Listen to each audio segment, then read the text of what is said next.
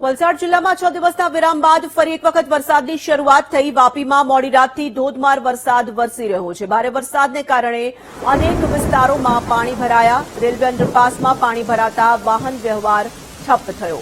રસ્તો બંધ થતા વાહન ચાલકો અને રાહદારીઓ છે તે પરેશાન થઈ રહ્યા છે। હજુ પણ જિલ્લામાં ભારે વરસાદની આગાહી કરવામાં આવી છે।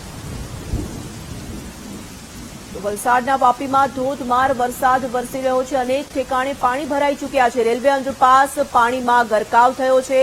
વાહન વ્યવહાર પાણી ભરાવાને કારણે જે રીતે અટવાયો છે તે પણ આપ જોઈ શકો છો। વિરામ બાદ મેઘાનું તાંડવ ફરી એક વખત શરૂ થઈ ચૂક્યું છે। વાપીમાં ધોધમાર વરસાદ હજુ પણ વરસી રહ્યો છે। અનેક ઠેકાણે નીચાણવાળા વિસ્તારોમાં પાણી ભરાવાની સમસ્યા પણ સામે આવી।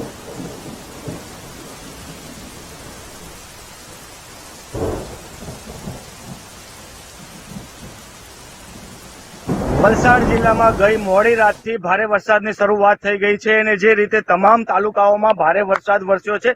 જોકે સૌથી વધુ વરસાદ વાપીમાં પડ્યો છે। વાપીમાં જે રીતે 7 ઇંચથી પણ વધારે વરસાદ પડતા અનેક વિસ્તારોમાં પાણી ભરાયા છે। આ જે દ્રશ્યો જોઈ રહ્યા છે એ રેલવે પાસે જે અંડરપાસ છે તેના જે આ દ્રશ્યો છે ને તે અત્યારે પાણીમાં તેમાં ભરાઈ ગયા છે અને તેના જ કારણે વાપી ઈસ્ટ અને વેસ્ટને જોડતો આ અંડરપાસમાં પાણી ભરાતા વહેલી સવારે નોકરી ધંધે જતા લોકો અટવાયા છે।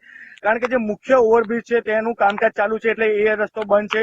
આ બંને નાના મોટા બંને ગરનાળા બંધ થઈ જવાથી જે વહેલી સવારે જે કંપનીઓમાં જે કામદાર જતા હોય, છોકરાઓ સ્કૂલે જતા હોય, તમામ લોકો અટવાઈ ગયા છે। જો કે રેલવે નું જે આ ગરનાળું ભરાઈ જતા જે વાપી નગરપાલિકાની ટીમ અત્યારે કાર્ય લાગી છે અને પાણી જલ્દી દૂર થાય તેવા પ્રયાસો હાથ ધર્યા છે। આવો વાત કરીએ આપણે કારોબારી ચેરમેન પાસેથી, શું પરિસ્થિતિ સર્જાઈ છે?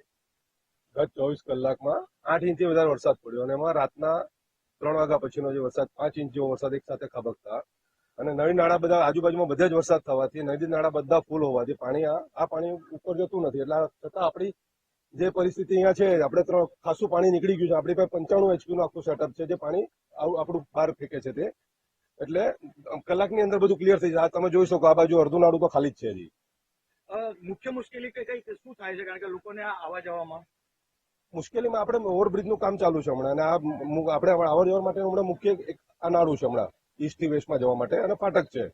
એ ફાટક તો ચાલુ છે ઓલરેડી। આ નાળું છે તો કલાકમાં ક્લિયર થઈ જશે હમણાં।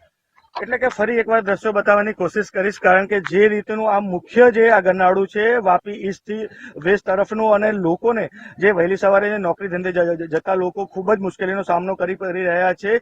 અને જે એક રેલવે નું જે ફાટક છે ફાટક પર મોટા પ્રમાણમાં જામ સર્જાણો છે। જો કે હજી હવામાન વિભાગે ભારે વરસાદની આગાહી કરી છે તેને લઈને વલસાડ જિલ્લાનું વહીવટીતંત્ર એલર્ટ મોડ ઉપર જોવા મળી રહ્યું છે। માનવ ઠાકોર, VTV ન્યૂઝ, વાપી, વલસાડ। વલસાડ